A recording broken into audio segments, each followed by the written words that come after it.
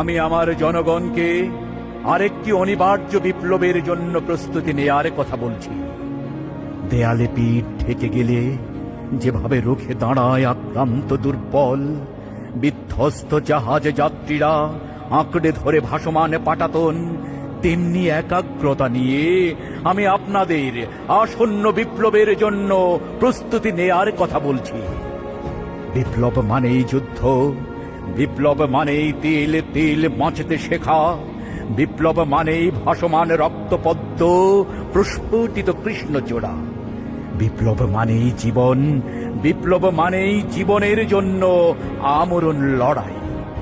আমি আপনাদেরকে আরেকটি অনিবার্য বিপ্লবের জন্য প্রস্তুতি নেয়ার কথা বলছি, যে বিপ্লবে প্রতিটি নাগরিকের জীবন হয় এক একজন যোদ্ধার জীবন, প্রাপ্তবয়স্ক প্রতিটি মানুষ হয় এক একজন আমূল বিপ্লবী, প্রতিটি যুবক নারীর বাহুর পরিবর্তে স্বপ্ন দেখে উত্তপ্ত মেশিন গানের, আর রমণীরা সুগন্ধি রুমালের পরিবর্তে পুরুষের হাতে তুলে দেয় বুলেট গ্রেনেড।